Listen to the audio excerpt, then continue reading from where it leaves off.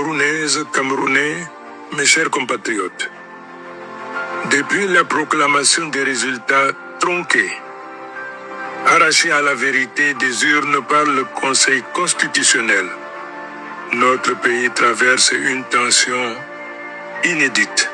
Une fois encore, la volonté du peuple a été confisquée, la souveraineté populaire piétinée. Mais cette fois, le peuple s'est levé, debout, digne, courageux. Il dit non à la confiscation du pouvoir. Dans toutes les régions, du nord au sud, de l'est à l'ouest, les Camerounais se sont exprimés pacifiquement avec la seule arme que leur accorde la Constitution, leur voix. Et pourtant, cette voix a été accueillie par le fracas des armes. Des balles réelles ont répondu au chant de liberté. Nos parents, nos enfants ont été fauchés dans la fleur de l'âge et les marches pacifiques ont été transformées en répression aveugle avec des délits de faciès. Aujourd'hui, le bilan provisoire est lourd. Arrestation arbitraire des leaders politiques, d'acteurs de la société civile, de créateurs de contenu et de milliers de manifestants, des centaines de morts et de blessés, des familles entières plongées dans le deuil, rappelant les épisodes traumatisants de 1984.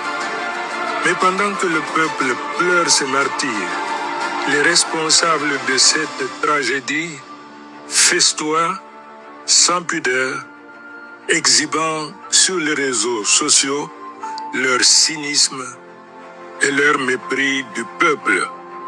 Dans une vidéo rendue virale, le président du Conseil constitutionnel lui-même, dans l'ivresse du champagne, s'est vanté d'avoir assuré la victoire du président sortant.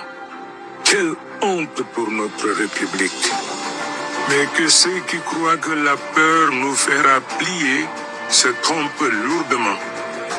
Un peuple qui a perdu la peur est un peuple invincible.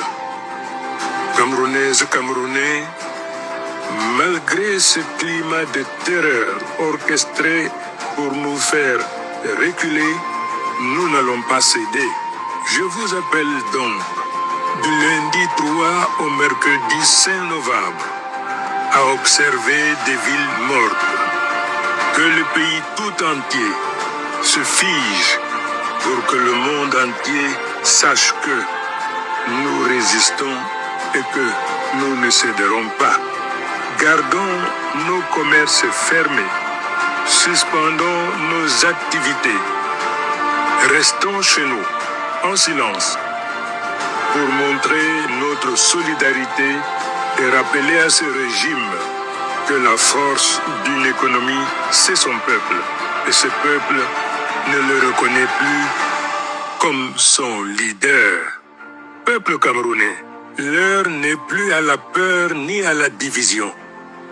Restons debout, unis, fiers et solidaires face à ceux qui, dans un cynisme machiavélique, invoquent la paix tout en semant la terreur et en régnant sur la misère et le sang.